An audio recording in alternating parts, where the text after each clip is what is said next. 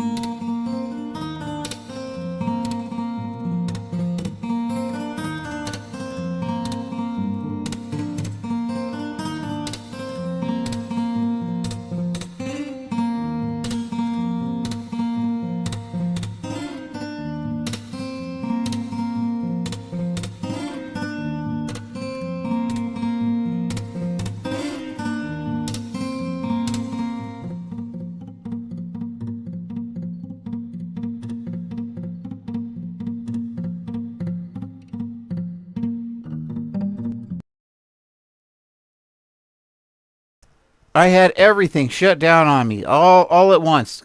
It was terrible. You just volunteered. Oh boy. Tyler, what did you volunteer to do? I volunteered for some things that probably I shouldn't have volunteered for. One of which involved, well, never mind. New at 6 tonight, suspended for hacking into the Cobb County School District This is the computer best. system. Unfortunately, these people handled this completely the wrong way. I'm gonna revisit this because it was just a great story. But yeah, they definitely handled this completely the wrong way.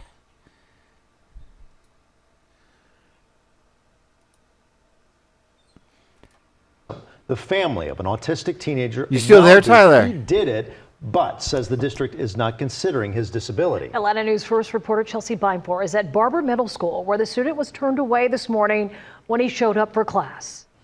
The 14-year-old, whose family asked us not to use his name, attends school here at Barber Middle School. But with only 2 weeks left in the school year before summer vacation, it's likely he won't get to walk back through these front doors.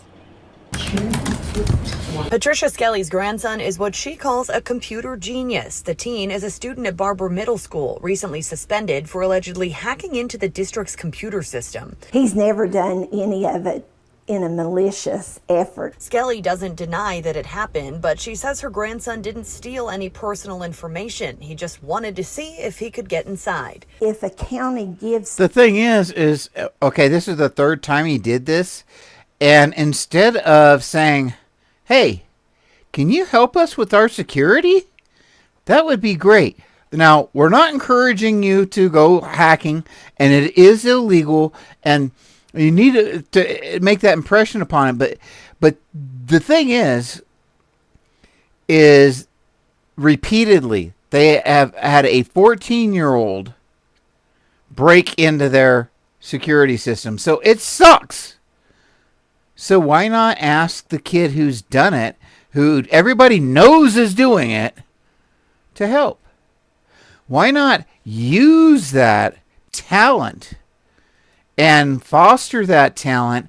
And then why not actually call up professors at colleges and so forth and see what we can do to help this kid instead of just putting him in his fucking ass in jail?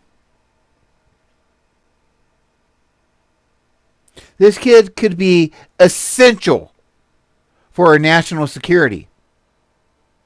But instead, we're just going to ruin this kid's life. We're not going to recognize that potential. We're not going to foster it. We're not going to help him in any freaking way. The kid's autistic. He may or may not know that what he's doing is technically, I wouldn't even say it's wrong. It just pisses people off. It's not there's not a moral thing about hacking or anything, really. It's people's perception of it.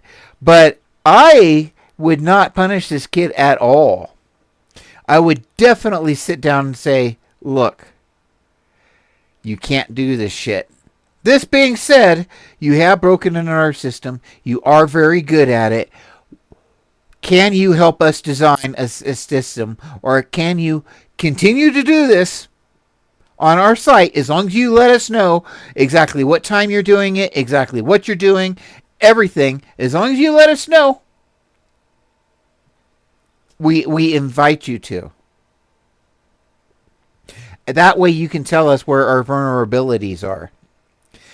And we're going to get a hold of Professor so-and-so at MIT, or we're going to get a hold of this. We're going to get a hold of Microsoft,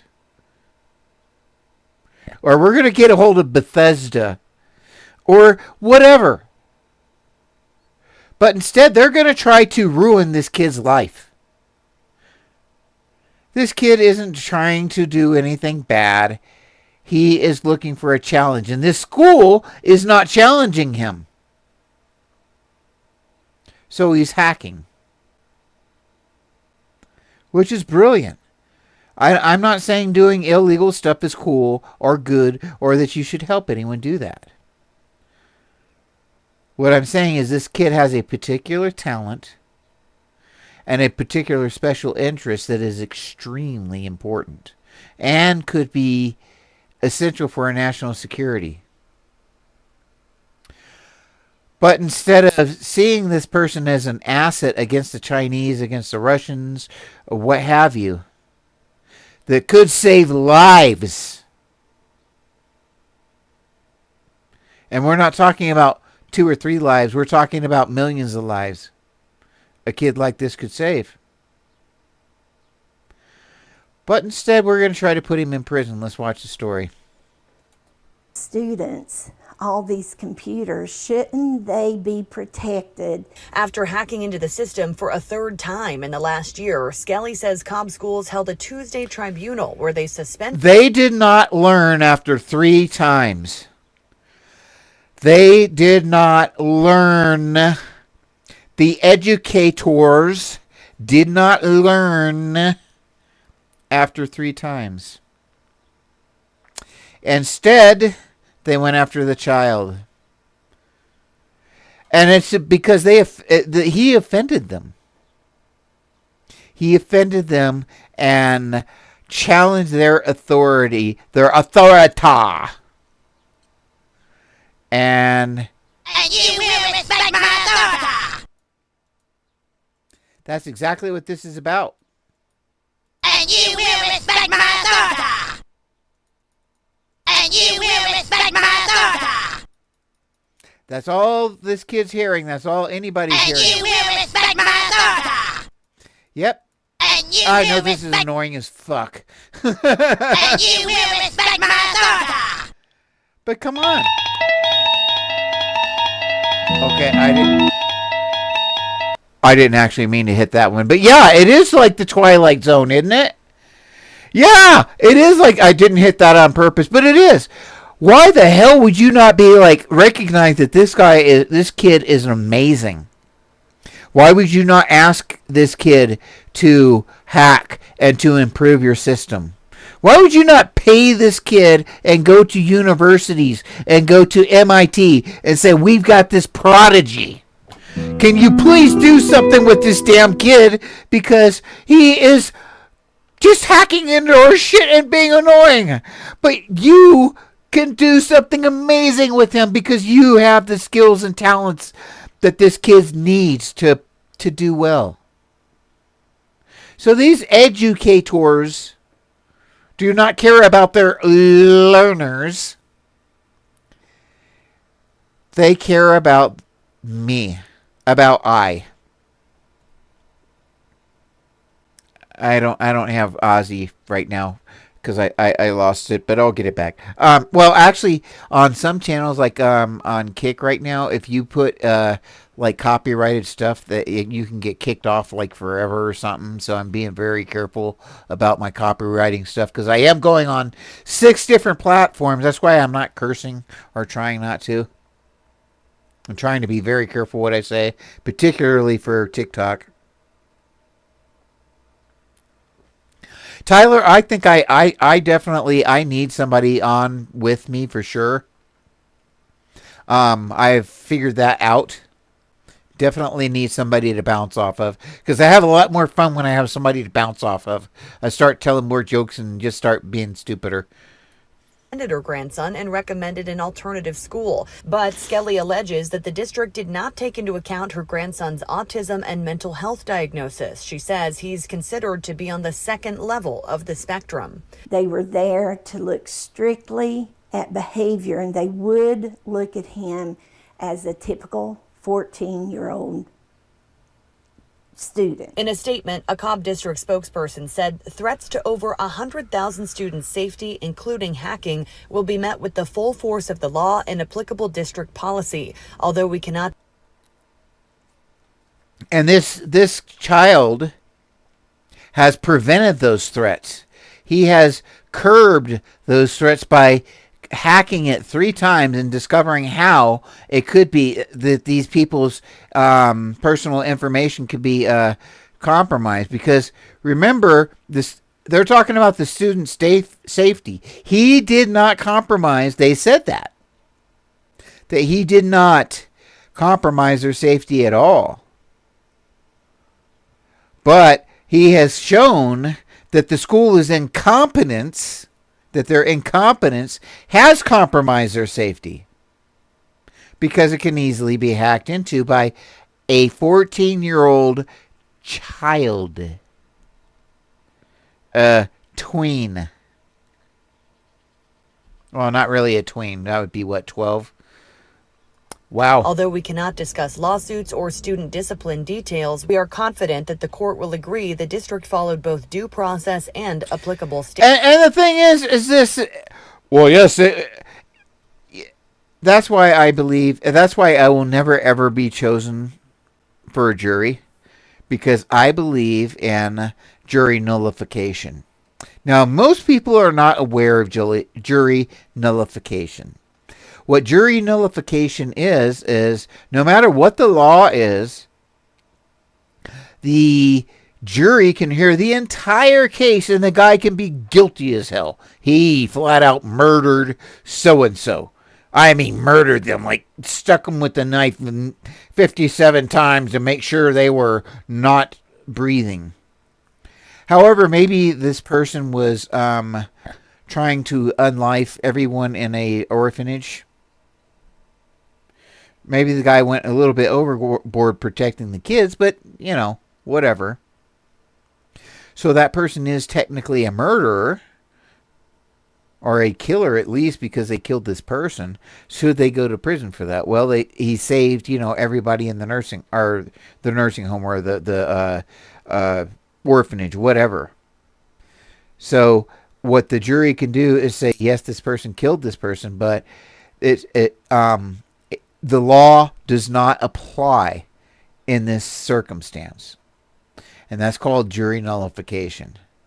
So the thing is the prosecutors and the defense, usually the prosecutors, they do not want the jury to know about jury nullification, because they could end up with basically losing a case that they shouldn't lose. So they will not give the instructions to the jury that jury nullification is even a possibility. So whenever I get called for court, I just mention that I mean, right now I will never ever have to go to court if I don't want to. I will, or I might have to go for the first day, but after that, I won't have to. I will not have to serve on any jury that I do not want to, and that's because I'm autistic, and basically I can just go to my doctor and say that I can't tolerate it. However, the thing is they wouldn't really want me on a jury because I'm not that amiable. I'm not easily amiable. Now, maybe the defense might want me really bad, but the prosecution will never, ever want me. State and federal laws. Still, Skelly wonders if this could have all been prevented if Cobb Schools would have added more online security after the first time her grandson hacked into the system. Why didn't the system put in more filters, firewalls to prevent children to getting into that?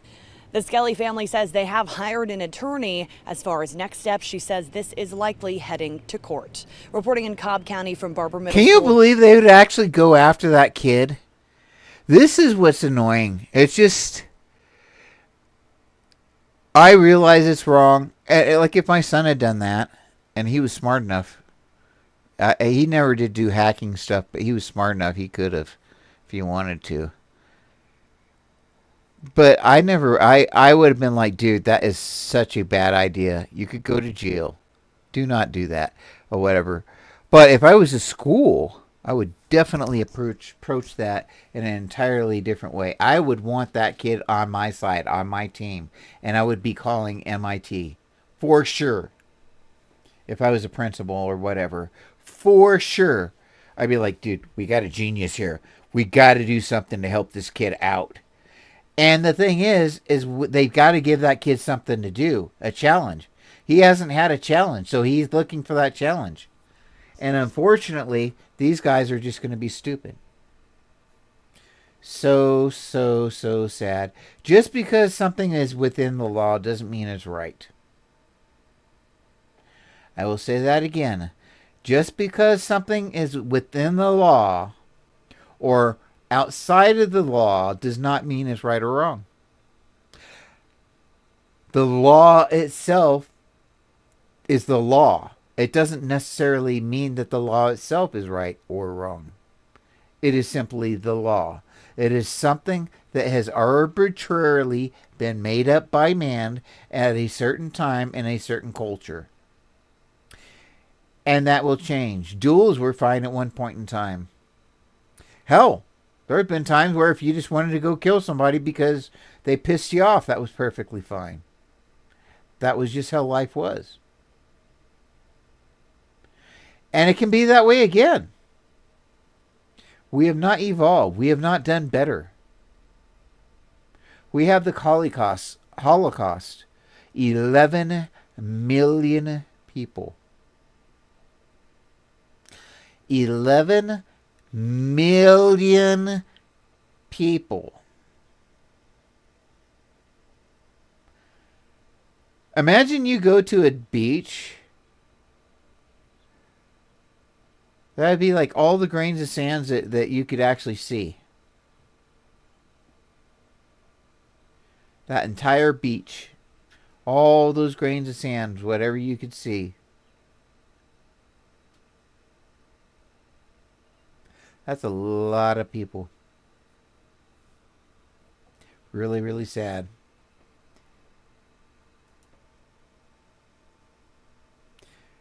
All right. Moving right along. Baytown. I actually used to live in Baytown. My grandma did. In fact, that is literally like Baytown is. It's Houston, boy. Baytown is Houston. I lived in Baytown when I was a kid.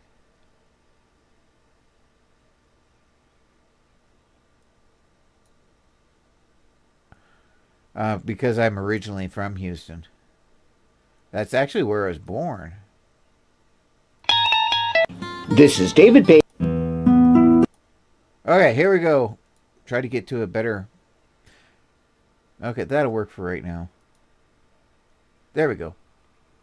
All right, Baytown special education teacher accused of assaulting student with autism. With that disease, autism. With autism. It's a disease. Cameras being reviewed.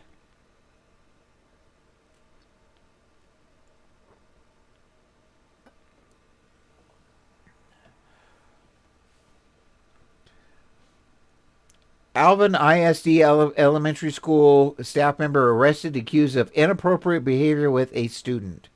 Morales is charged with injury to a child. He was arrested after Goose Creek, whatever, police department went to the school to investigate.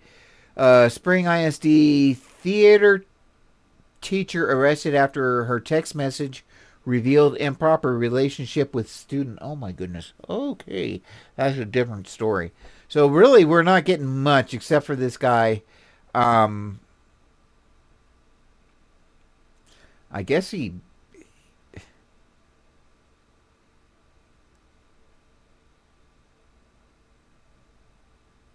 gave a kid a bloody nose. Okay, a special education teacher was charged with throwing a student with autism to the ground and causing a bloody nose. Yeah, he just got frustrated. But the thing is no matter how frustrated you get, can't do that shit. I was told, go away, you're not playing with us. You're not our... All right, moving right along. Should police respond to mental health or autism emergencies? Never. People are raising that question again after... Never, ever, ever. Should police respond to autism, mental health and killed Ryan Gaynor, situations? Abracadabra. Ja, No, dieser Kuchen war I don't so care. bombastisch. Und Why? What is going on here?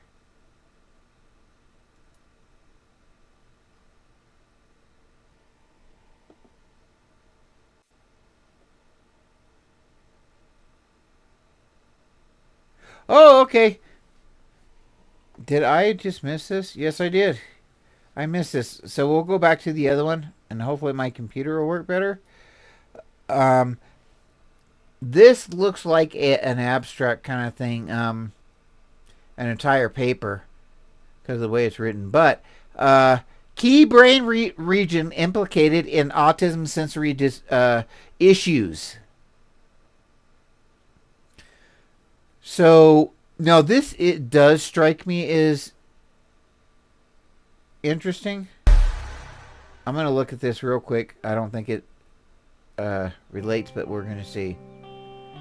But I think the sensory issues is something that's the most significant thing for me as far as being autistic is the sensory issues. A new study unveils a profound insight into the adolescent mind, revealing that a certain type of thinking, termed transcendent thinking, can significantly impact brain development and psychosocial outcomes in young adults. Transcendent thinking is a developmental milestone of adolescence, described as the ability to look beyond the immediate and concrete specifics of social situations. It involves delving into the broader ethical, systemic, and personal implications of scenarios. This form of thinking encourages adolescents to analyze. And the thing is yeah. Are you also ADHD, Tyler? If I remember, you are. But this is the thing. I identify as an autistic person. Okay? I am autistic. This being said, and I don't talk about the ADHD as much, I could deal with all the sensitivities of being autistic. It's being ADHD and autistic. The ADHD is what really screws me up. So it's like I identify as an autistic person, and the ADHD is the baggage I carry. And even though I'm a autistic person and I have all these sensitivities and the meltdowns and everything else that you don't have with ADHD, I think it's the ADHD that really exacerbates. Like, if I was just autistic, I think I would be so much happier. But the ADHD just pisses me off.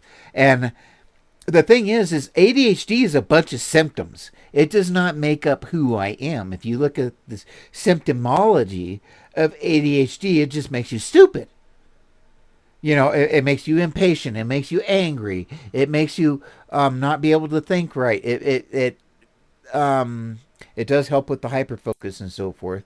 But once again, you lose touch with what's going on around you because of the hyperfocus. Now, that can be autism also, but of course when we're ADHD and autistic, But if I was just autistic, I could still identify and be who I am.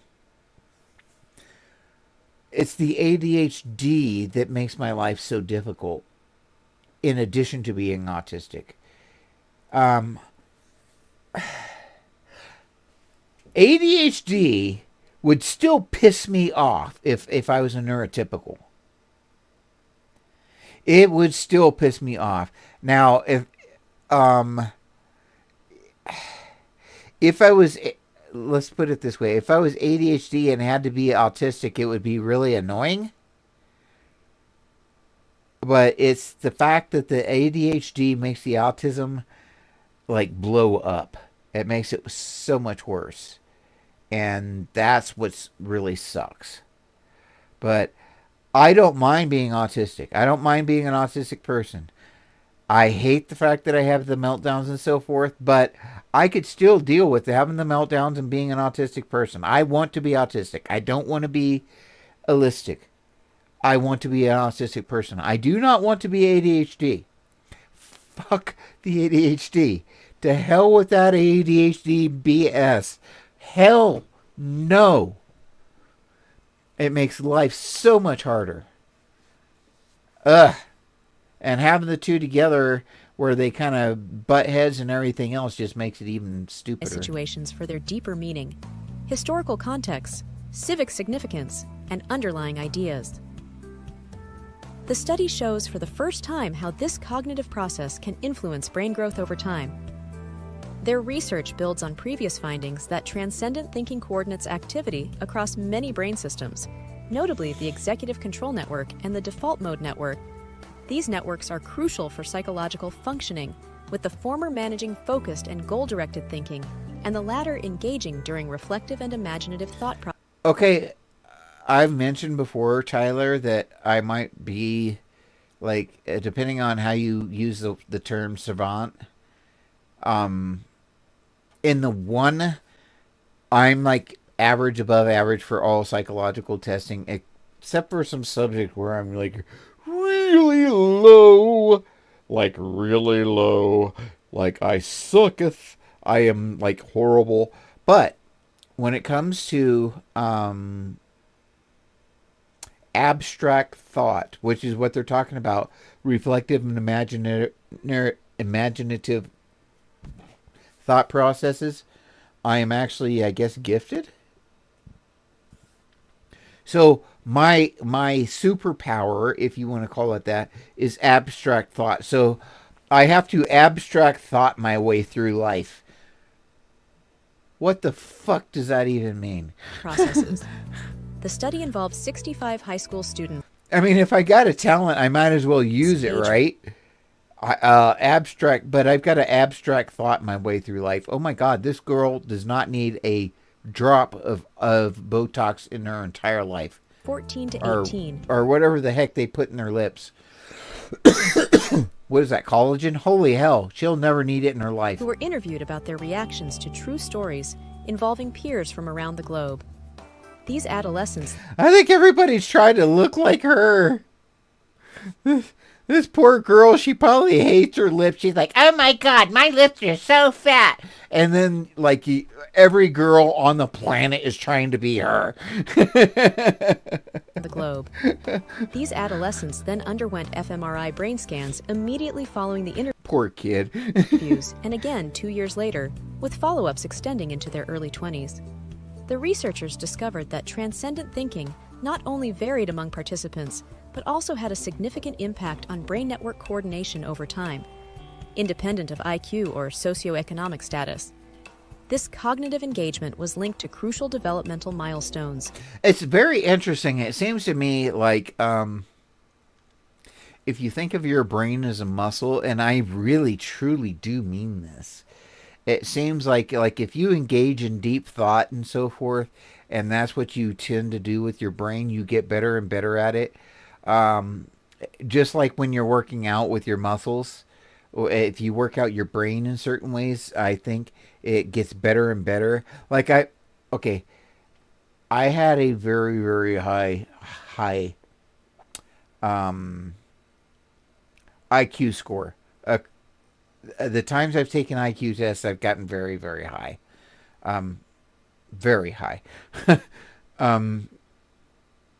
The thing is when I have taken it, like the last time I took a IQ test, it was after 6 hours of testing, and I was like, I told the psychiatrist, I was like, you know what, I can figure out these problems here, or this problem, the one I was on. I was like, I am so tired. I don't care. I don't give a shit. I don't want to solve this. I'm done. The test is over. It's been too long of a day. And so I quit my test, and I still got 127. So, and that's what I got before. But the thing is this. I know if I was to study IQ test and make it my goal to do well on IQ test and literally make it like spend 6 months or a year or whatever it takes to just study IQ tests and do better on them, you think I couldn't get it to 140 or something if I'm already at 127? Because I have no idea. Those IQ tests make zero sense to me. And I'm not saying I'm smart at all. And I'm not saying I have this extreme IQ of 140 or anything else. What I'm saying is if you know how to take the test, if you were to focus on test taking, particularly for that test, even somebody with a very low IQ could probably do better. Imagine if you have a higher IQ and you can really figure out, like, recognize the patterns and learn and so forth to do better on it. So, I don't know what my IQ is. I don't think anybody does. And the other thing is there's like different IQ tests that do show different numbers and so forth. So it's really not consistent. So the IQ really doesn't mean diddly squat. Including identity development and life satisfaction in young adulthood.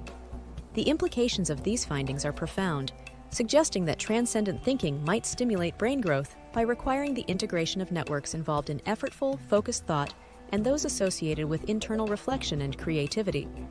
This has significant implications for middle and high school design, potentially influencing adolescent mental health and highlighting the importance of civically minded educational approaches. It emphasizes the role of adolescents in their own brain development through the social meanings they construct. In conclusion, this study underscores the critical impact of engaging adolescents in complex, reflective thinking about the world around them. By fostering transcendent thinking, we can support not only their intellectual growth, but also their emotional. They call it transcendent thinking. I've always considered myself to be an unorthodox thinker. And I've always said that. I've always said that I'm not smarter than other people. I just think differently.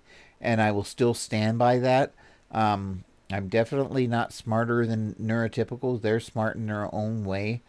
However, they have almost zero ability to be rational. They just can't be rational. Autistic people just are not rational people. They are incapable of it in many respects. And that's where it's so important to have autistic people. But that's the autistic people also need to learn that they're not thinking rationally. And I know that there's many times where my autistic brain does not think rationally. And I have to think rationally and act rationally despite how I think and feel. But I don't think autistic people have that ability to override their emotions like we do. I hope I'm making sense here, and I'm not trying to put autistic people down. I'm just saying that I think that we have to override our emotions a lot more because we're literally, I think we're 10 times more emotional than autistic people, even though we're called, even though it said we lack emotions. I would say in my experience, I think my emotions are 10 times more. And I can also say that, like, my family members and people I've been close to have literally complained about my emotions. So the whole idea of autistic people not having emotions or not being emotions is complete, utter BS. Psychological well-being, laying a strong foundation for their future. This video is based on findings in the research paper, Diverse Adolescents Transcendent Thinking Predicts Young Adult Psychosocial Outcomes via Brain Network Development, by Mary Helen Imordino-Young at Allen Scientific Reports. What do you think about these findings? Drop us a comment below. Don't forget to like and subscribe for more neuroscience news updates.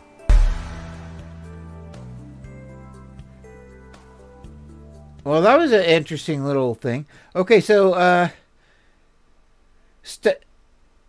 summary. Researchers identified the anterior cingulate cortex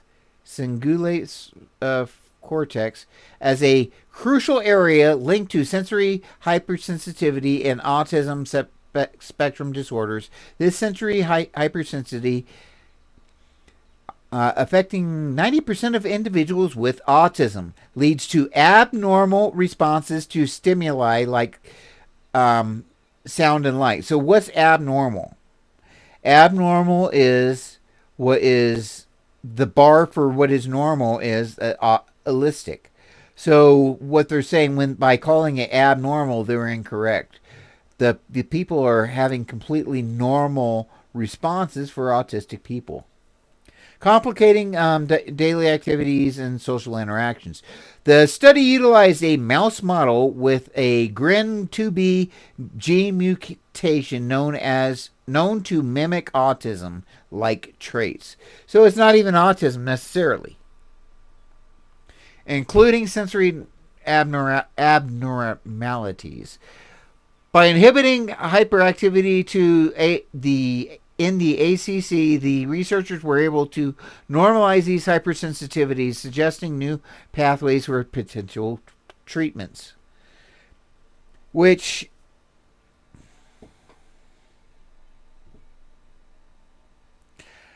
I have really been able to, I have appreciated the fact that I can focus a lot better now. Since I've been taking my ADHD medications, I'm taking a Vilify, which can make you twitch and do the funky chicken for the rest of your life. So it's very scary to take this medication.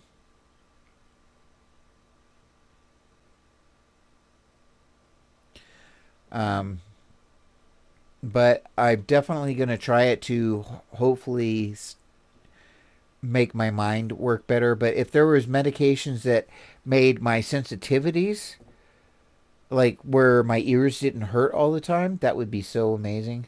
Because my ears hurt all the time. All the time. And it's my tympanic membranes always, always, always hurt.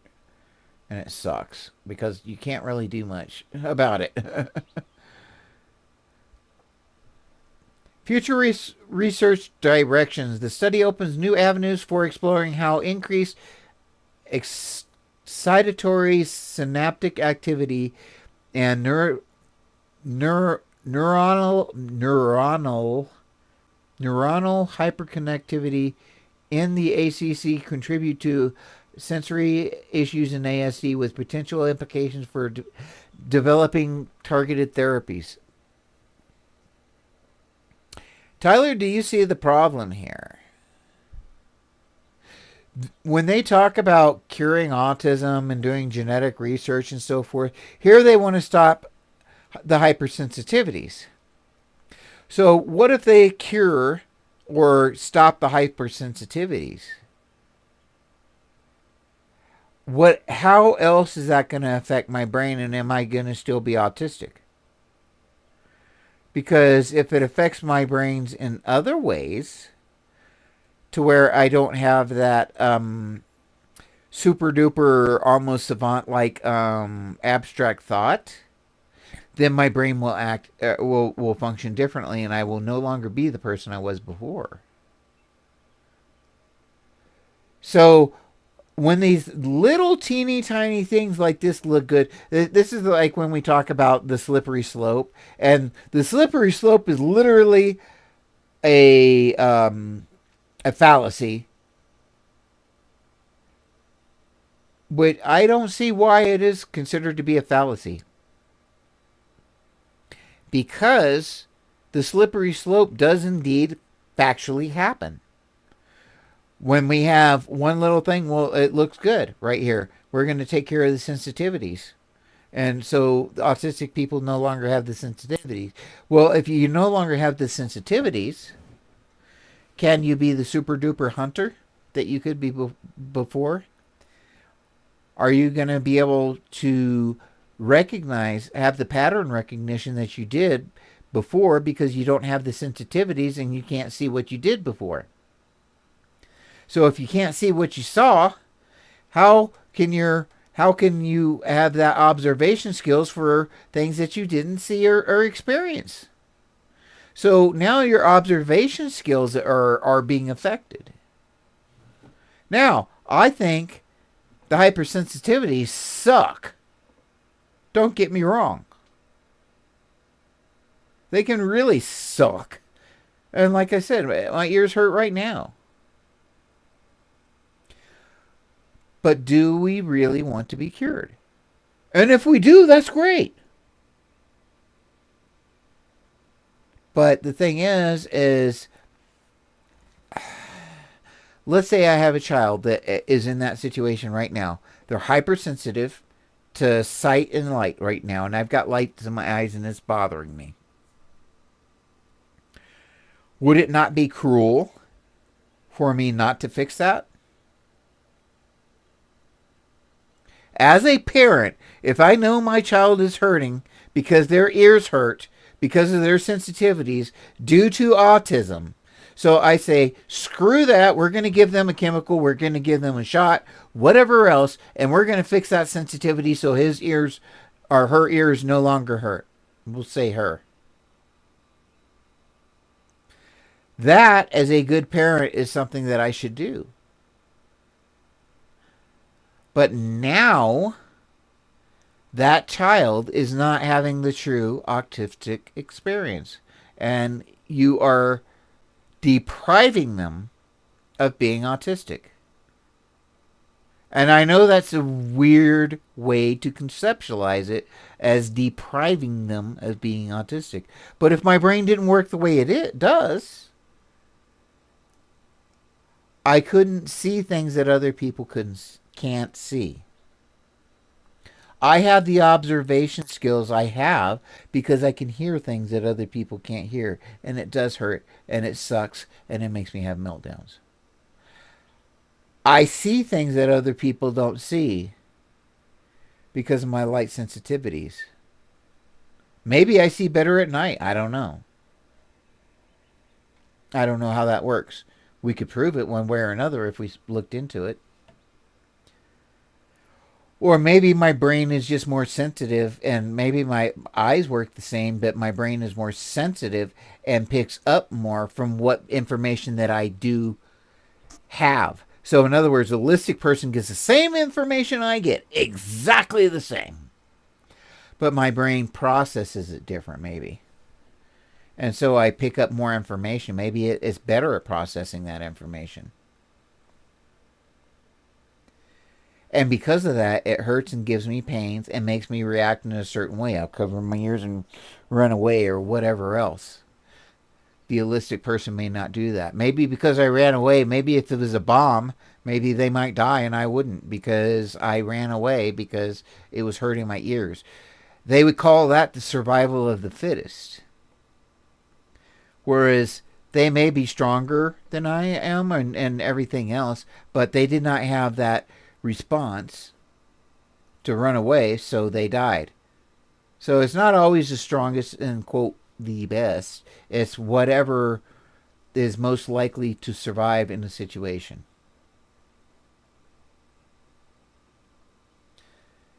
And I know this is a very strange place to go with this, but the thing is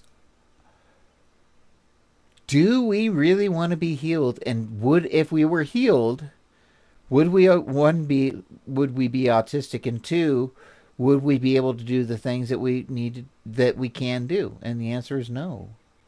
We would be deprived of that. Now, could that be a good thing psychologically? Maybe we'd have less PTSD? Possibly. Would Nikola Tesla be Nikola Tesla? Would we have the AC electricity and the understanding of AC electricity that we do today if Nikola Tesla had not been autistic? Would we have the understanding of nuclear power that we do today and physics that we do today if Einstein had not been autistic? Would we know any of this if Galileo had not been autistic? What about Bill Gates? He actually did come out as autistic. We all knew he was autistic for probably a decade now. But he actually has come out and said he was autistic. So I will call him autistic. I think I actually included him in my intro. Is my intro in here? I think it is. Yeah, here's my outro. This is David Page. Screw them. Flat butter. Oh, no, this is my outro.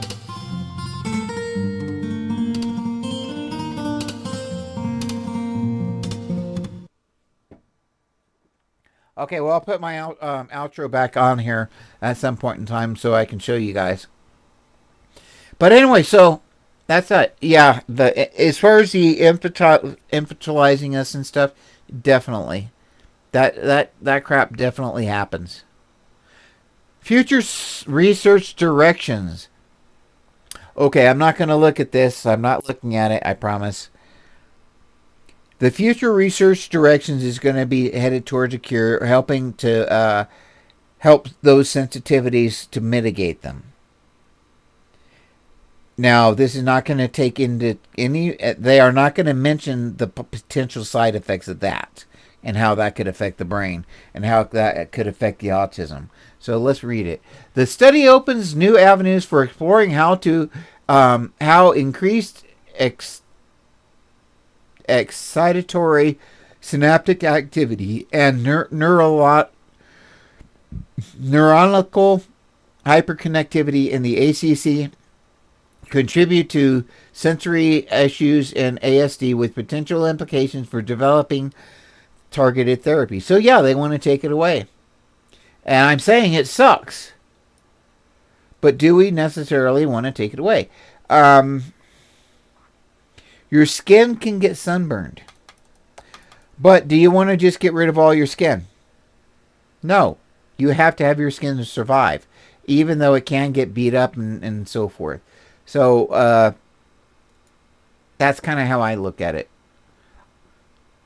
A research team led by Director Kim Ijun, Center of Synaptic Brain Dysfunctions, and Director of Kim Sing-ji of Center of Neuroscience Imaging Research within the Institute for Basic Science has identified primary cause of sensory hypersensitivity related to ASD. And that's cool, but we already knew that part of the brain affected that. So I guess they're just proving it and honing things down. This hypersensitivity results in exaggerated or dampened responses to common sensory stimuli such as sound, light, touch, which lead to considerable stress and further social withdrawal. That is actually correct.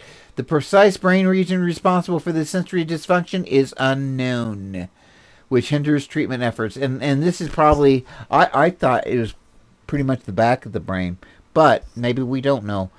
So if we could find out which parts of the brain, yeah, that probably would be helpful. The IBS researchers studied an ASD mouse model with the mutation in the GRIN2B gene, which encodes GLU N2B subunit of N.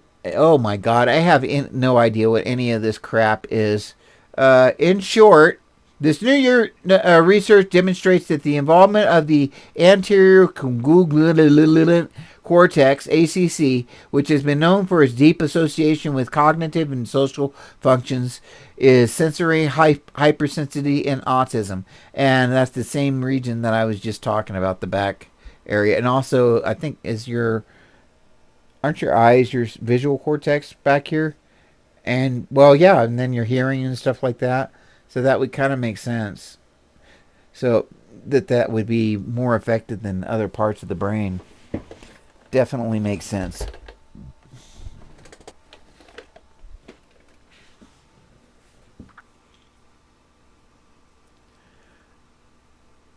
Okay, the researchers plan to study the detailed mechanism underlying the increased excretory synaptic activity and neuronical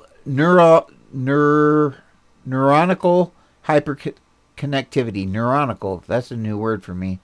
They suspect the lack of the GRIN2B expression may inhibit the normal processes of weakening and pruning synapses that are less active, so that relatively more active synapses can participate in refining neurological circuits into an activity-dependent manner.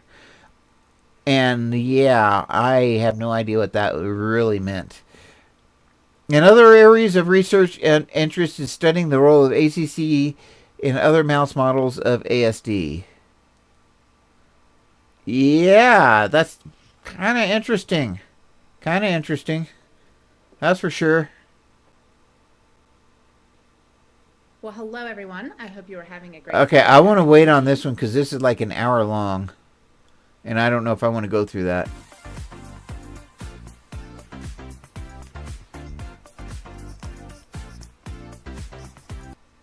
When you think of autism... Okay, this guy's pretty cool.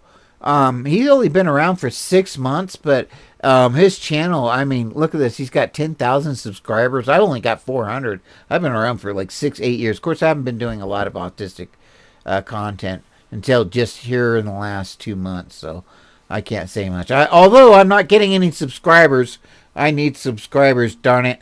That's why I need somebody to help me. I think if I bounce off of somebody, it will be much more entertaining than me just sitting here running my mouth. Do you immediately go to bright colors and loud patterns? Are these potentially sensory overloaded? It's just a and kid's ugly disease. designs truly And it's a beneficial for disease. autistic people? Hey friends, I'm Mike, a late diagnosed autistic adult, and today we're going to start by talking about the now infamous Autism Speaks police car. Now, this was designed in conjunction with the controversial charity Autism Speaks, and it's controversial for reasons that we'll touch on later. But Mike, I hear you ask, isn't this old news? No, it's still going on. I am Officer James Saleh. I am the school resource officer at Cocoa High School for the Cocoa Police Department, and this is our brand new wrapped autism awareness vehicle. So this is actually recorded in March 2024. This thing is on the roads now. This autism car is... This autism car. The car doesn't have autism. It appears to have some sort of skin rash. Very colourful skin rash, garish looking thing. I'd probably cover that up and get some car cream for it. to raise awareness to folks in the community about people with autism and those on the spectrum. So what does it tell you about people with autism? People Just with a very autism. quick point here. You With that disease. have a skin rash. The skin rash is not part of you. That stuff, that wrap should hopefully peel off. It's not part of the car. I don't carry my autism around with me in a little bag. Oh, what's this? Oh, don't worry about that. That's just my autism. I carry it around with me sometimes. It's not something that I can get a cream for. Or Oh, I got my autism or bag. surgery for. Right here. I am autistic. It's a Fortnite bag too. Neurodevelopmental difference or neurodevelopmental disorder. If you want to get technical about it, it affects, people from their entire lives, from birth to death, the whole thing in between. Autism, like a stick of rock, all the way through. It affects your experience of life, everything about you. It's not like it's the only thing about you, and that's all you are, but it's not like with autism. So some people will like that language where you say, this is so-and-so, he has autism, she has autism. Okay. But it's much more appropriate, in general, to say an autistic person.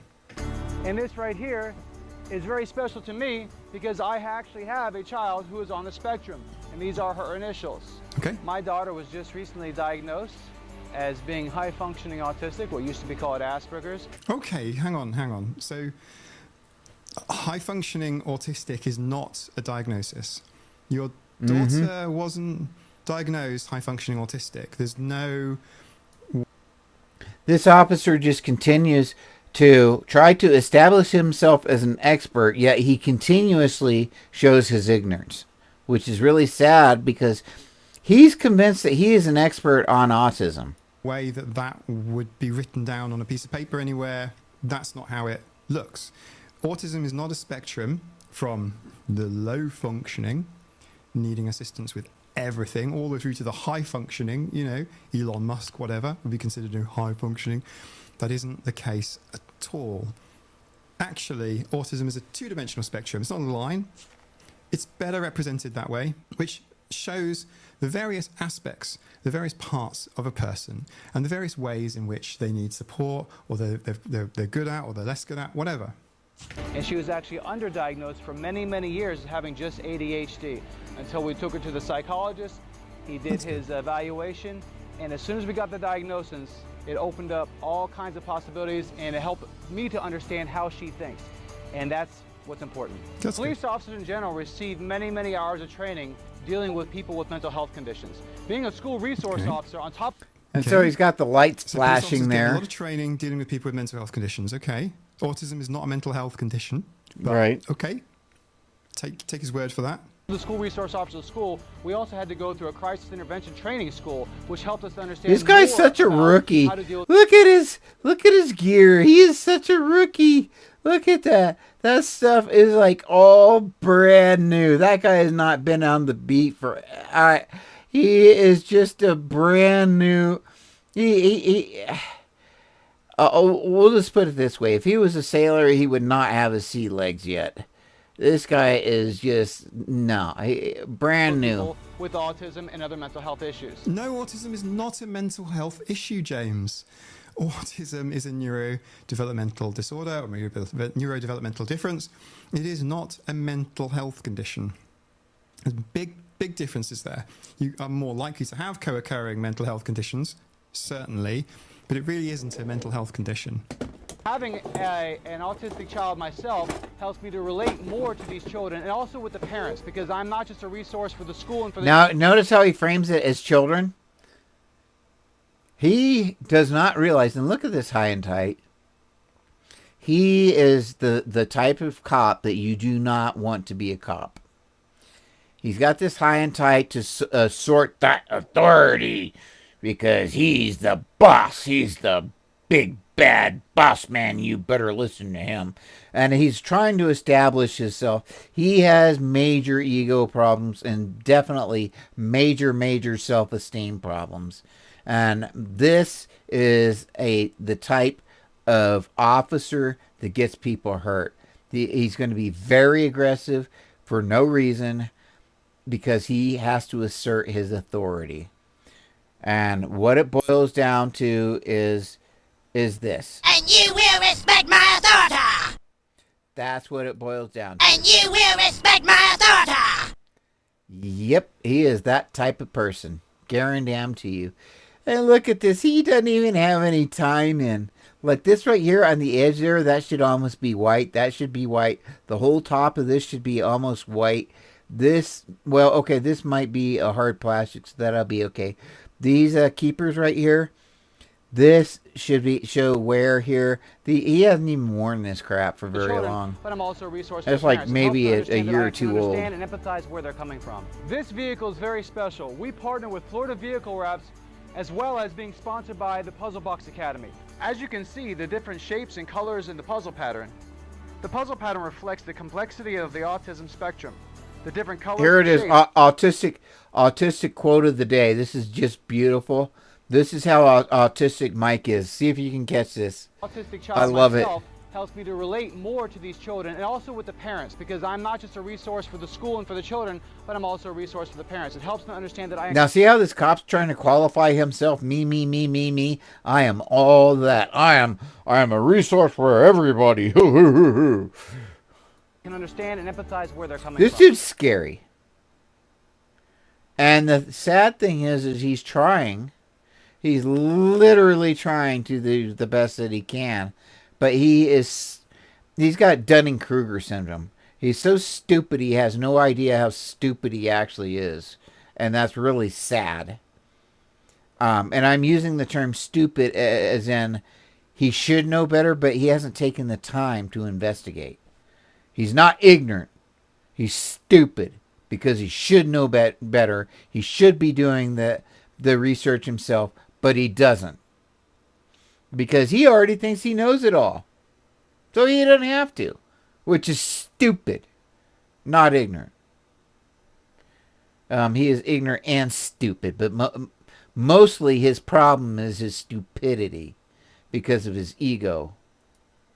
This vehicle is very special. We partner with Florida Vehicle Wraps, as well as being sponsored by the Puzzle Box Academy.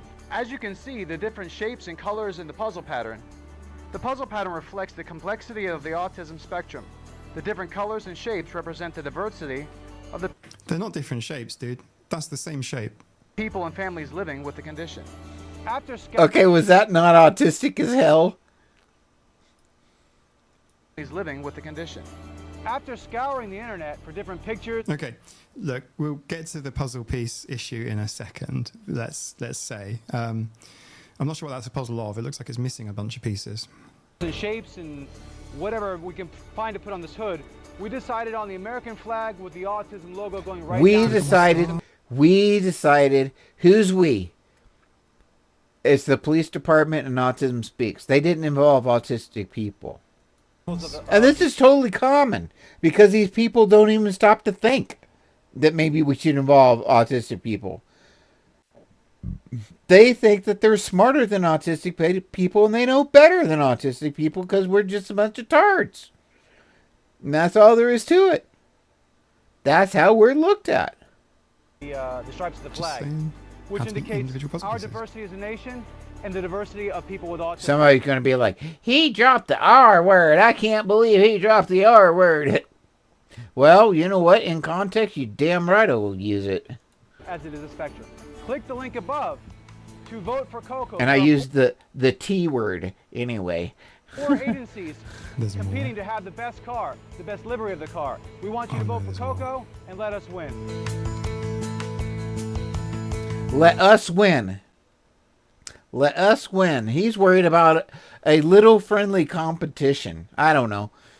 And that's cool. Competitions are cool because they motivate people and everything else. But I don't know. This guy's just dangerous. Oh, by the way, see the glasses there? His daughter's autistic. So my question is he wearing these sunglasses because he needs them or because he has the high and tight and wants to look cool? I'm just wondering. You know, autism is genetic. We want you to vote for Coco and let us win. Fortunately, it's really hard to read. Yeah, it looks cool. I mean, the work on it's great. It looks cool. It's just everything about it is wrong, unfortunately. To help save for our home, we stopped going on trips and giving each other expensive gifts. We handmade them instead. That one took me 3 weeks. Getting pre-qualified for a home loan was easier. It only took like 3.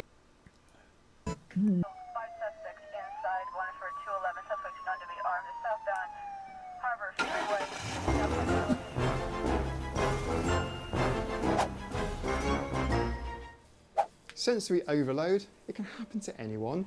We've all got our limits, but it is particularly common among autistic people and those with sensory processing disorders or other neurological conditions. Sensory overload can make it really difficult to concentrate or to function as our brains struggle to focus on the task at hand.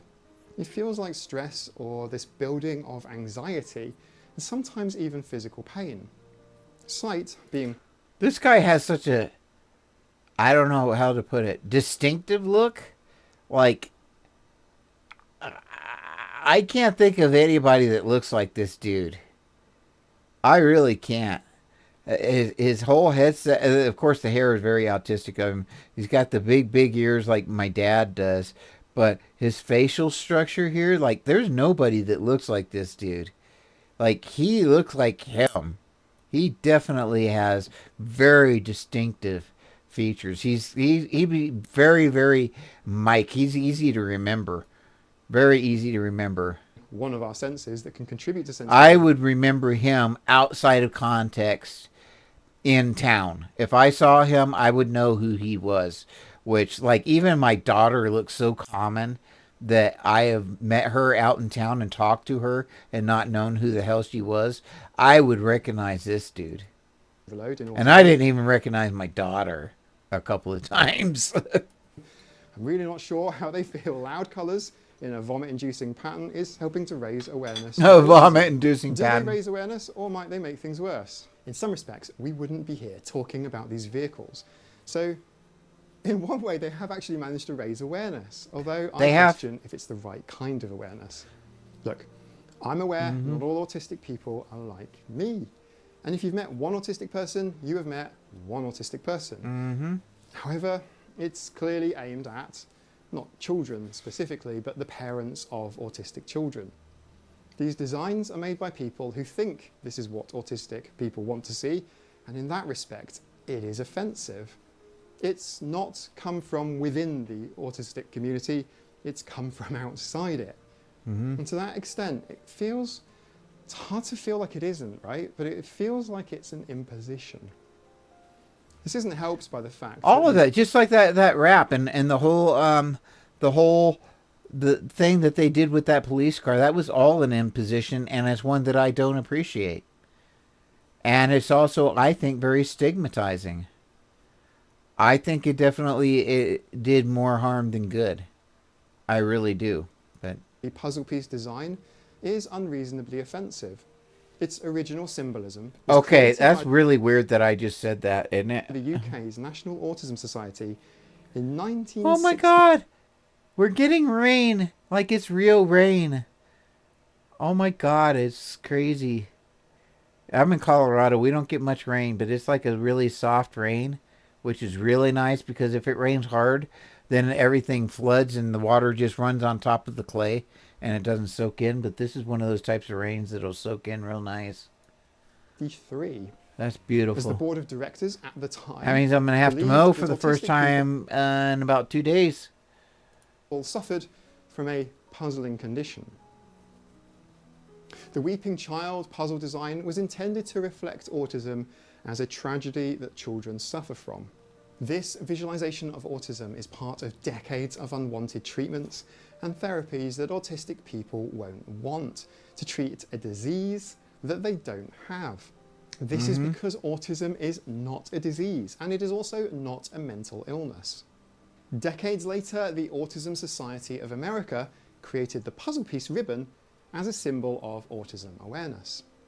They stated that the bright colours signal hope, and the different colours and shapes represent the diversity. Hey, Tyler, you're busy tomorrow, correct? On Fridays, you're busy in the evenings. Is that not correct? Of people and families living with the condition.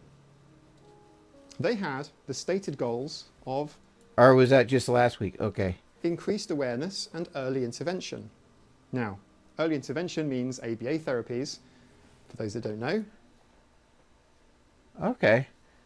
Okay. Think dog training. But well, because let's see, that would be, you're in Eastern time, so that would be 3 for me. So, and I don't start till 6, which would be 7 for you. So that still gives you 3 hours. Instead of a dog, it's an autistic child. And although remote electric shock collars for dogs are actually banned in the UK now, electric shocks can still be given to autistic kids in a therapy that has very limited... That's the thing about this electric shock can still be given to autistic people. It's at a much higher level than what would be given to a dog. So in other words, if you were to put that human device that's used on humans on a dog, and you were to shock that dog, you could go to jail or prison, potentially, for abuse of an animal. Think about that. If you were to put that device on a dog or a cat and you were to shock them, it would be a crime. You would be a criminal for shocking them. Even if it was used to teach them whatever, for training, as a training aid. You would go to jail, possibly prison, for animal abuse. So in other words, autistic people are treated as less than dogs.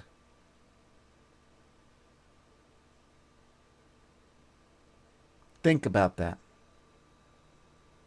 Autistic people are treated as less than dogs. Dogs have more rights and more respect and more laws protecting them from torture than autistic people.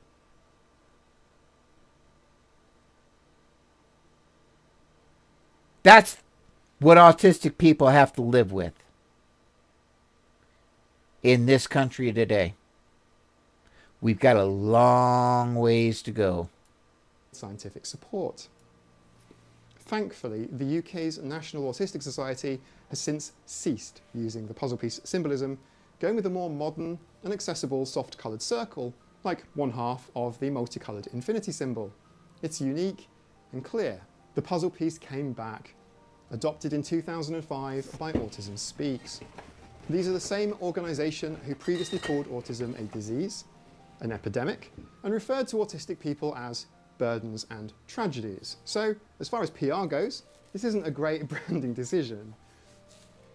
Wow, that's handy. And it never was. And they still, the tone of their commercials, they made 3 or 4 commercials, and every single one of them has been terrible. They have not learned from one. They went from bad to worse to a little bit better to a little bit better than that. But they are still all ableist as hell. I like the pastel stuff. I don't like the puzzle pieces because of what they represent. But I do definitely like the pastel. That's pretty cool. I mean, everything about this is completely objectionable. But I do like the colors. Particularly with It's- large, it's colourful pretty. shapes like that, support the misconception that autism only occurs in childhood and autistic adults. And they propagate that and make it look on purpose like it's only for children. And that cop that we talked to earlier, or that was on there earlier, he seemed to think it was all kids too. And his daughter's autistic. What happens on her 18th birthday? He's going to have a hell of a sad day when she turns 18. If he ain't figured it out yet. Does he think she's magically going to get better one day? Are largely yes, when she turns 18. In the conversation about autism. It's one of the reasons why I started this channel. The puzzle piece is often found alongside phrases such as until. Okay, now this goes into the cult activity where we have. Okay, I'm gonna. Okay, I'm gonna get rid of that screen for a second.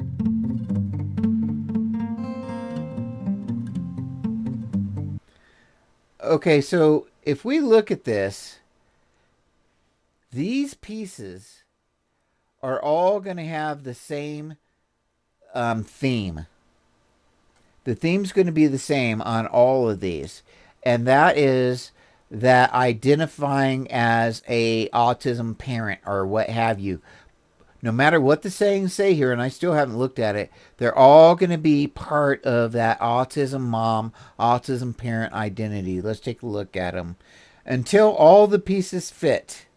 Yes, because my child, until all the pieces fit. Okay, until all, okay, these are all until the pieces fit. Until all the pieces fit. The pieces fit. A charity that claims to support amputees wouldn't have missing limbs in its logo and call the disabled a Until we grow a new arm. burden. And yet, here we are in 2024 with exactly that. But what about the training? Police officers in general receive many, many hours of training. I doubt the quality. Many hours of training. There is not a psychiatrist in the United States that is required to know what autism is. This is a person that hands out medications. This is not a psychologist. This is a psychiatrist, a medical doctor. There is not one medical doctor in the United States that is required to have ever heard of autism. Now, a lot of them do studies and so forth and neurological issues and neurodivergence and so forth. Don't get me wrong. I understand that. But for a doctor to be a doctor, there are certain things that they have to be certified in. Or they cannot be a doctor. Okay? None of those things include autism spectrum disorder. There is not one doctor in this country, not one psychiatrist, not one counselor, not one social worker in the United States of America that is required to have ever heard of autism. Now I really want to drive this home. It is not any social worker's responsibility, any mental health worker's responsibility, or anyone's responsibility in this country to have any familiarization with autism spectrum disorder whatsoever.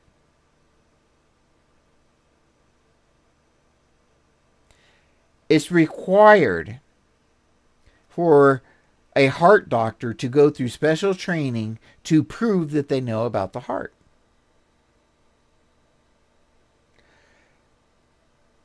If a doctor wants to work on female parts, they have to prove that they understand how female parts work.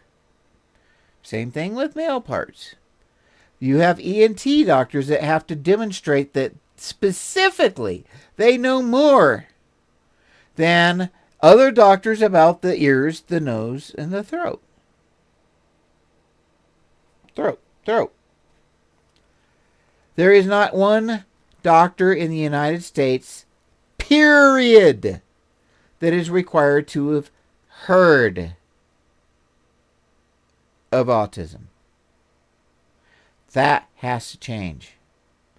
That is why diagnoses are all over the place. That is why just recently a lady told me she was so happy. She was so proud. And I couldn't do it. I couldn't tell her. I couldn't do it. But she told me that she had just been diagnosed as Asperger's by her doctor. Which told me that person, her doctor, had zero education and had not looked at the psychological manual for 2 generations. The last one that he had looked at was the DSM-4. And since then, and that was over like 10 years ago, since then we had the DSM-5 come out and the DSM-5-TR. And he's still referred to 2 different manuals back that had been changed. He was that out of touch with reality, that out of touch with medicine. A medical doctor that did not know that Asperger's is not a diagnosis. So she got her autism diagnosis, her Asperger's diagnosis. However, the diagnosis was wrong because the diagnosis didn't exist. Does not exist. A medical doctor cannot give a diagnosis of Asperger's right now. At least they shouldn't be. They can. But that diagnosis is not recognized in 2024. Although if they were to put it on a piece of paper, because other doctors realize that other doctors are stupid and lack education, they're going to understand that this doctor was stupid and lacked an education and misdiagnosed this lady as Asperger's when the diagnosis does not exist.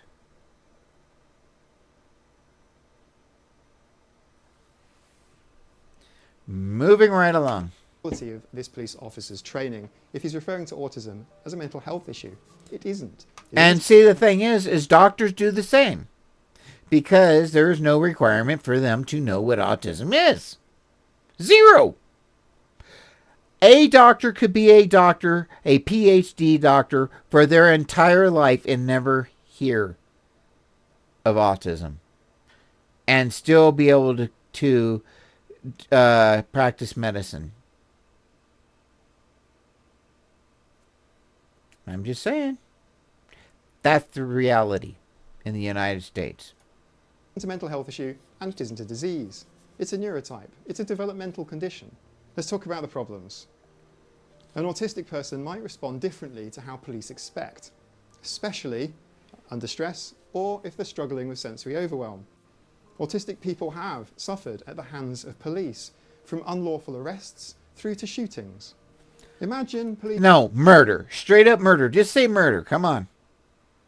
And it's happened in the United States, and it happens all the time.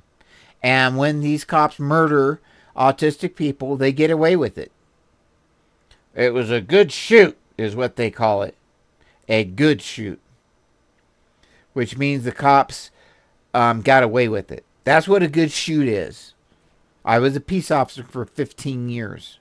They teach you how to word things in your reports, how to lie in your reports. They don't call it that, but it's how to lie in your reports and how to be manipulative in your reports and so forth. I didn't ever do that shit. My reports got thrown away a lot of times. They literally got thrown away to where I basically, like, if there was an incident that I was involved in, I wouldn't even be called in the courtroom, more than likely, because my report would have been thrown out. And unless that inmate knew specifically that I was there or knew my name or knew what I did, then I would never ever be called, period. And then they would ask where my report was, and I'd be like, oh gosh, I don't know, I turned it in. But yeah, they lose reports that contradict or say things that they don't like. Police being called to the scene of an autistic shutdown. At least Colorado does. Down or meltdown. Or how about someone is simply stimming in a manner that neurotypicals find awkward? Imagine if this person is large and black, perhaps. Not a child. And they're flapping and dancing or moving about in an untypical And then the manner. cops are going to unlife them. It's not a huge leap to consider how the police, in dealing with autistic adults, might make this situation worse if their training is focused on the needs of children and their parents. Well-intentioned? Like, in life as a rule, I prefer to give the benefit of the doubt and take the approach that there's been some misunderstanding rather than malicious intent. And 99% of the time, I'm about right. However, these garish designs, I think, are more than simply offensive. It's not malicious intent, it's personality type. Very aggressive people who were picked on in high school or whatever else in junior high, they tend to want that power and control. That's why they become cops. It isn't because they want to protect. It isn't because they want to serve. It isn't because they want to do good. It's because they want power and control. They want to be the boss. They want to wear that badge and make people do what they say. And when you have someone, an autistic person, that does not react in the way that they expect, particularly someone like me, because I was a peace officer for 15 years, and when they do something that's outside the law, I just tell them to go kiss my ass. And I'm not afraid to do that whatsoever. I will tell a cop to kiss my ass all day long and be right and get away with it. Because they're the ones who are going to be breaking the law. Most cops break the law with almost every damn every encounter. And don't think they don't. Most cops are criminals. Almost all cops are criminals. In one way or another. And I will repeat that. Almost all cops. All cops are criminals. They break the law all the time because they don't know the law. They don't teach them the law, and they think that people just have to do whatever they say. And when you don't, then it pisses them off and they get aggressive. And that's when, and they break the law before they get aggressive, and they break the law when they get aggressive. And that's just how it is. But most people don't recognize that. They're overriding the voices of actually autistic people. Most people just do whatever the cops say. Give me your ID, and they'll, hand it over. I'll be like, fuck you, I ain't done nothing wrong. And they don't like that. That will definitely piss them off. Not enough time now. Police departments, fire departments, even the Coast Guard have all had years to learn from actually autistic adults like me and others. They should know by now. Some people might like the puzzle piece, but some others prefer something like this. I love that, Tyler. Is that not freaking amazing? I freaking love that. I would love to find out who his friend is and have one made. Of course, I don't have any money to pay him, but colourful infinity symbol. That would be so awesome. Some crossovers with pride. And that feels like a feature to me and not a bug. This piece of stained glass was made by my friend Janica, and it's absolutely beautiful. It looks much better in person than it could ever do on a camera, and thank you so much, Janica, for sending me this. If you're watching this video and you are a member of a public service organisation, please consider the way that you interact with autistic people in your messaging. Don't just run with people with autism like I have this stained glass. It's not separate to me. It's not a disease to be cured. I can't leave my autism at home. I was born autistic. I will die autistic. It's not something that can be separated from me. It isn't something that can be treated. In general, try not to say people with autism in the same way that you would reference a disease. If you're feeling stuck, just ask them. Don't generalize. It's honestly as simple as that. Your support helps me to pay the channel's bills, like licensing this terrible background music. Motivational business. Well, hello, everyone. I hope you are having a great day. Okay, wherever this is you may that be. military family My name is thing. Linda. And this is an hour long, so who knows how long it would take me to cover it. Let me see what else I got here.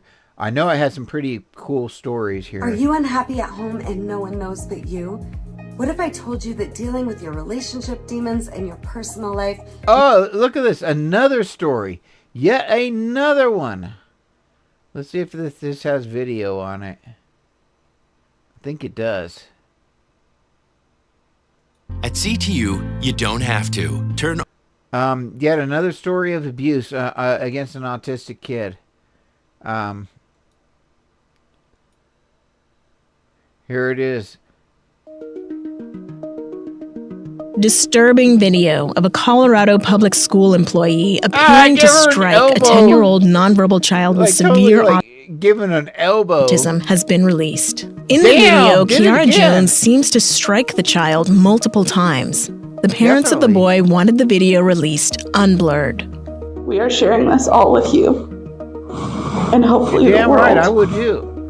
I don't blame him. I'd want it unblurred too. Although it is hard to watch, that is what my child has endured for months due to inaction by Littleton Public Schools. According to Littleton Police, Jones struck, quote, more than one child, but they didn't say how many. A law firm says it's representing 3 families whose children rode on a Littleton public school system special needs bus to the Joshua School. I will say this, a lot of autistic people, that looks like chicken. Look at all those little bumps.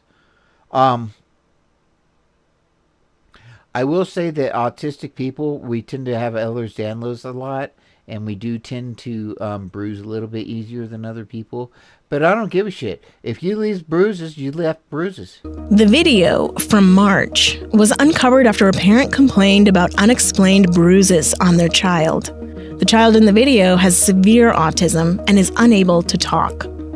A Littleton Public School employee discovered the video of the alleged assault and informed police. I went to the Littleton School District Transportation Building and watched the video you all just watched and was in utter shock. A wave of betrayal ran through me, and I haven't stopped fighting for him since that moment. According to the law firm, one parent sent an email in January asking for more information on the bruises. But the school district, after reviewing footage from 2 days' rides, concluded that nothing out of the ordinary was taking place. That's nothing out of the ordinary. That's perfectly okay. That's perfectly normal. Littleton Public Schools told CNN Jones was fired following the incident and added, quote, "This kind of behavior cannot be and is not tolerated." The Joshua School told CNN they are, quote, "devastated about these terrible incidents and that they are cooperating with the police investigation." On April 4th, Kiara Jones was arrested on 1 count of third-degree assault and 1 count of injury against at-risk juveniles. And she was not a trans person, was she? Jones is now out of police custody after posting a $5,000 bail. A hearing is set for May. CNN has not been able to determine if Jones has an attorney. And I haven't stopped fighting for him. Yeah, that's pretty crazy. When you think of autism awareness, what comes to mind?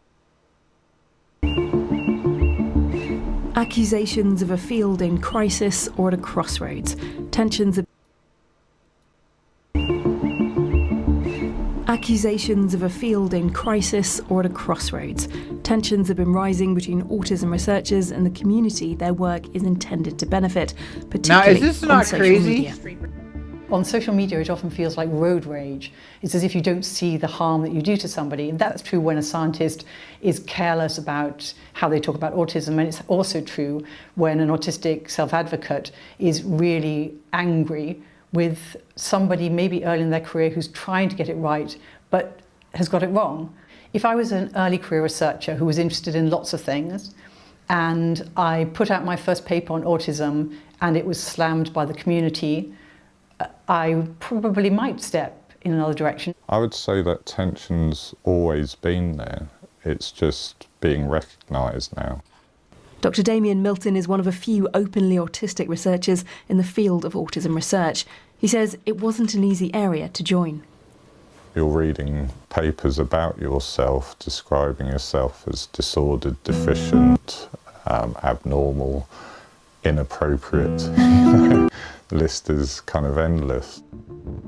Research traditionally looked at autism from a medical perspective, with non-autistic researchers exploring why people are autistic or the underlying psychology. That, though, is not necessarily the research the autistic community is interested in. They would be asking about things around mental health or communication and social adjustments in housing, employment, things like this. Yeah, real life stuff. Housing, employment, real life stuff. That's what autistic people are concerned about, not getting cured. But these things are woefully underfunded. Just over 10 years ago, more than half the funding for autism research in the UK went. And look at that. Biology, that's genetic research. That's what's being spent. Diagnosis, very, almost nothing. Causes, treatment, services, and I don't know what societal to basic biology studies. Just 5% went on how services could support individuals. Yep. These issues have become more visible as the autistic community has changed. And this lady looks so freaking English. Like, you couldn't look much more English than this. Maybe Australian, not a Canadian. Definitely English is all get out. Over the past 20 years or so, autism diagnoses in the UK grew by almost 800%, notably among adults. And while there's still a lot of underdiagnosis, particularly among women and ethnic minority groups, this large community has been able to connect over social media, share experiences and advocate for what they want. Members of the public are becoming more discerning and more critical about what they take part in. It's a lot of energy to do research, to be part of research, to be a participant. And I think we see it a lot more now in those online spaces of families saying, is this a good piece of research? I don't like the language in this. How are they going to treat me? I feel what we're seeing now is autism researchers are being held accountable for the types of research that they are doing. And that's not necessarily happened before. Now, the UK's largest ever study into autism is being launched today. One of the clearest examples in recent years was Spectrum 10K, given a flashy launch on BBC Breakfast. Researchers hoped 10,000 autistic people would supply a sample of their DNA to help understand what contributes to autism and other health-related conditions. The reaction was fast and critical. Despite researchers explicitly saying they would oppose such a move, some feared a DNA database risked others later trying to create a prenatal test for autism. My major concern was what that study is saying to the world, to society, about what they think about autistic people. And it just feels that we're still at that stage where being autistic is still very much seen as a disorder. Within 3 weeks, Spectrum 10K was voluntarily paused. Ethics bodies have since said their approval still stands. In Cambridge, the team had consulted with around a dozen people, but we didn't really expect thousands of people signing a petition to stop the study. You've been working in this area for 40 years. Yeah, you should have known better, Simon. But he is so disconnected from the autistic community, he has no idea. Just like Autism Speaks. I don't think he even knows an autistic person. And I am dead serious. I don't think he personally has a friend that is autistic, that he talks to on any kind of basis. That you went into this announcing the study with some naivety. Tell us something about there being a disconnect in some ways between autism research and the autistic community. I think that what we've learned is that when you do consultation with the autism community for a big study, the consultation itself has to be proportionate. So we needed to listen to a much wider range of voices, not just people close by. Spectrum 10K have recently opened a public survey into the project's future. But despite having a major study paused, Simon denies there's any risk of a chilling effect on science. I don't see any negative impact because... He doesn't see any negative impact. What a piece of crap. By listening to autistic people, That doesn't mean that research should be stopped. It just means... No, you should listen to autistic people and stop research. Completely, end of story. You're a piece of crap. That all of these different viewpoints should be... So, regardless of what the autistic people say, you think you should just be able to do what you want to do. Just kind of, take it into consideration a little bit, maybe. And a part of you are a piece how of the design shit. of the research goes forward. And I think we're probably at a point in the history of autism research. Oh, did I say that aloud? Where there's a new culture on how to do research in this area. Simon researches both the underlying biology of and the social support for autism. He says in the long term that will all involve actively... Did I forget to mention that I don't particularly care for Simon Baron-Cohen? ...including more autistic researchers or co-designing studies with the community. In fact, everyone we spoke to welcomed this as an opportunity for research. I'm in complete sympathy with autistic community who say, well, so much money goes on genetic research, but tell us what good that's going to do. How is it going to improve anyone's life? And we have moved our direction of research much more towards mental health and well-being, much more towards under-recognition of autism in women and girls, much more towards aging and what aging will hold for older autistic people. So I think it is having an impact. The challenge now is to build trust and common goals. Both sides will need to play a role. Okay, well, they ended that one really quick, didn't they? Holy hell. Hey there, it's Governor Gretchen Whitmer. Look, President Biden's campaign has got...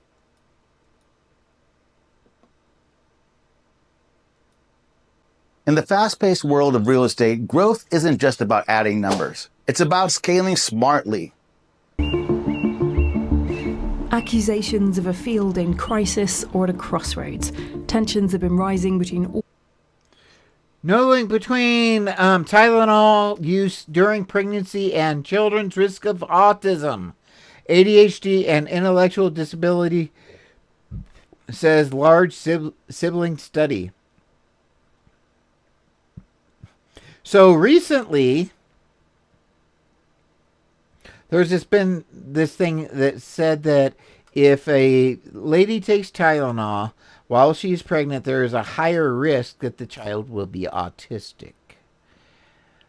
Subsequent studies have found that study to be incorrect. So, the latest is Tylenol does not cause autism. And that is literally the entire totality of the story. My camera is on, and my first... And let me see what this other one is here. Okay, this one's really cool. Who is a champion for change for Americans with disabilities. Her name is Jordan Zimmerman. She is one of the more than 5 million Americans with autism. Now, she may be non-speaking, but she is still using her voice big time to advocate for others. Jamie Wax sat down with Zimmerman for her first broadcast TV interview. We should point out that we've edited some of her response times. Jordan Zimmerman will tell you herself. She's not one to talk, but she sure has a lot to say. What do you want the world to know about Jordan Zimmerman? I'm a pretty ordinary person, but I have huge aspirations and dreams for our world. Zimmerman, now 29, was diagnosed with non-speaking autism as a child, communicating instead through body language and pictures. That is so cool that she's got the speak and spell now. And you can just see that she's so happy to be able to communicate whatsoever. When she got hold of a communication app on an iPad, that the world got to meet the insightful and verbose girl that had always been living within. Tell me about that moment when you felt that you had a legitimate voice for the first time. It was joyful for me, incredible even, and also deeply confusing for my family. They had been told for 18, almost 19 years, by so many professionals, about who I was, what I could do, how I would not be able to feel deeply with others or empathize. And here I was, sharing and debunking everything that was made to be true for so long, but was wildly inaccurate. So at 18, this technology literally gave a voice to the thoughts you had inside of you. You're damn right. What did that do for you personally? iPad gave me so much confidence to really connect with people. My brother and I have this amazing, ever-growing relationship, which now started 10 years ago. We didn't have the chance of knowing each other before that time. Zimmerman's voice, that went unheard for so long, has now made its way to some of the biggest platforms. She serves on the President's Committee for People with Intellectual Disabilities and gives presentations at schools across the country. That's cool. On a mission to get better resources and educational opportunities for students with disabilities. What would you like to see different in the way that we approach education in this country? When students are non-speaking or cannot rely on speech to be understood, our school systems frequently segregate them. See how she's rocking? It's because she's nervous. And once a student is segregated, it's hard to shake things up. We have to rewrite those rules. It's so interesting that you use the term segregation, which is a weighted word that I think people relate to, especially when it comes to education. I don't use flowery words. No, you're a very direct communicator. Do you feel like you're ready for tomorrow? Using her words, as direct as they can sometimes be, caught the attention of Sarah Herlinger, the head of global accessibility at Apple. The company selected Zimmerman as a distinguished educator. What does it mean for you when you see Jordan express herself as a human being personally on your devices? It just makes me happy. That is Jordan so cool. has one of the best sense of humor, and to watch her facial expression as she has that thing that she wants to express, and then she types it out and just gets that kind of wry smile in her face. And I love the fact that our technology is really just helping her show the world exactly who she is. I can access live speech through assistive touch. Should I show you? Sure. Zimmerman offered me a tutorial of Apple's live speech feature that she uses. No matter where I am on iPad or what app is open, I can double tap that assistive touch button, which allows me to open the live speech accessibility feature. It's amazing. It's opened up the whole world to you. So we left with some new tech skills and a lesson on resilience, too. That's pretty cool. 8-year-old child who is on the autism spectrum, is she growing up in a more understanding world than an 8-year-old you grew up in, Jordan? It's my hope. It's why I'm engaged in this work, so all kids can thrive, be understood, and have the tools they need to succeed in the world, whatever they decide to do. Every time I present and share Absolutely. my story, I impact one person. I feel good and am proud about changing the narrative in that way. I know I can't change the world alone, but I can certainly create ripples to facilitate meaningful improvements and help show that we all have valuable contributions to make. Oh, man. Jordan is in the process of getting an MBA, her second master's degree, and to sit across from her is to realize that there is so much more to communication than words. She is amazing. I should point out, this is the first story to be pitched and co-produced by the wonderful Allison Brown, great member of your team. I haven't seen this Autism one. Month was in April, but the work being done. I've got to thank my friend Want to know Mage how this Wolf. pipe, Mage Wolf. I just pretty copper much pipe call can him Mage. He the future. Well, I call him Wolf too. Of But mobility anyway, is he is so good at researching, and he helped give me a bunch of sites and so forth to search engines and stuff like that to be able to research a little bit better, and it's been so helpful. And I'm kind of using one of those search engines right now. solar. I would love this thing. This thing is so badass. This is real. I saw Jay Leno. He was driving it, and he actually gave it pretty good reviews for what it is. I mean, it's not a supercar, but for what it is a supercar. What if we told you that you can invest in one of the first solar-powered vehicles with up to a 1,000-mile range per charge? And it's not getting 1,000-mile range right now. I don't think it's going to get that. I think it's going to do it best at about 400. Well, now you can. And if it does better than that, great. If it goes 6. Invest today. But I don't think it goes to Aptera.us. 1,000 right now. But I would love one of those things. at a local district for people with autism deserves recognition year-round. That's right. The Hillsborough School District's Transition Services Program helps adults with cognitive disabilities live more independent lives. Fox News' Mia Villanueva joins us now in studio with the story of a local man with autism whose life really was with changed that disease, because of this autism. And now they're going to do a little feel-good story. Nothing like good old inspiration porn, you know? I don't have my inspiration porn queued up. Mia. Kim, Shauna, I want to introduce everyone to 20-year-old Blake Burdick. Blake has autism, but he does not let that hold him back. Since joining the Why would it? Transition Services Program, he's worked several jobs. And that's actually a big part of this program, helping adults with disabilities. No, it's providing laborers for employers. Join the workforce and integrate into the community. He's already part of the community. I can't believe you're acting like he's not part of the community. He has to integrate into it. Counting them out, 10 in a pile. It's another day of work for Blake Burdick. When I met Blake, he was busy sorting out rubber bands for the Red Cross. And this isn't his first job. He's helped put together pins for the Rose Festival. Then these are taken to stores and at the Rose Festival, and people can purchase these. And even worked at Mod Pizza, his favorite gig so far. You made your own pizza? Yes. Yes. Blake is working on his verbal communication, but he's come a long way since his diagnosis. More than a decade after Blake was diagnosed with autism, that moment is still raw for his dad, Bart. You realize that he's not going to be in sports and he's not going to be like Dad. It's hard. And the journey has been hard for the whole family.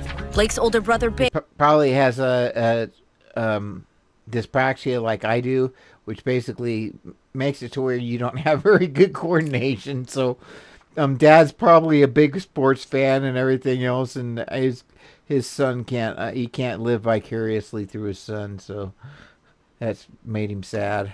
Bear is also on the autism spectrum, but Bear says his time with the Transition Services Program taught him to embrace what makes him different. Have a wee bit of empathy for them. They're going through some things that maybe they don't understand themselves. The program teaches the community to do the same by having its students join the workforce. Blake has worked 2 jobs each year of the program. Transition teacher Krista Hansen says that integration is an integral part of student success long term.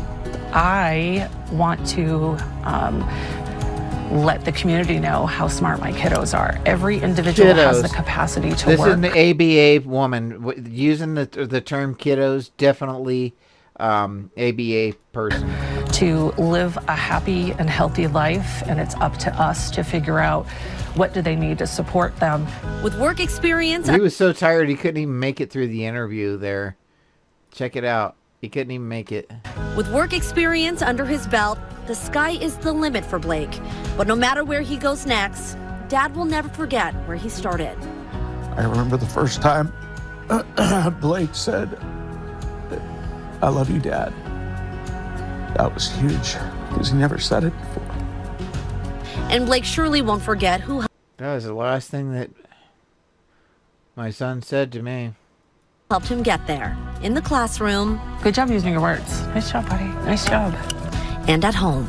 I love you, Dad. I love you, Bill. Good job, buddy.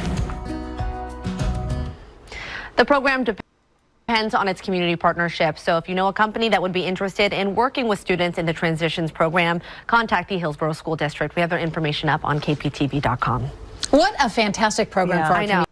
All right. I think that's going to wrap it up for this evening.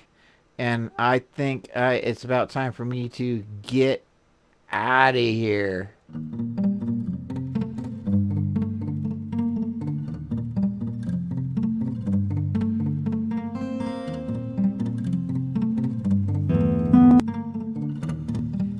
Hey, by the way, Tyler, if you're still there, go ahead and maybe let me know on Discord if you want to try to join me tomorrow. I think that would be great, and I'll try to get ready. I'm kind of thinking, I haven't thought for sure, but I've been kind of working on doing the autism caucus thing, but I don't know. I might have to come up with a different subject, but we'll figure it out. Alrighty, this is David Page. Screw them, flap harder.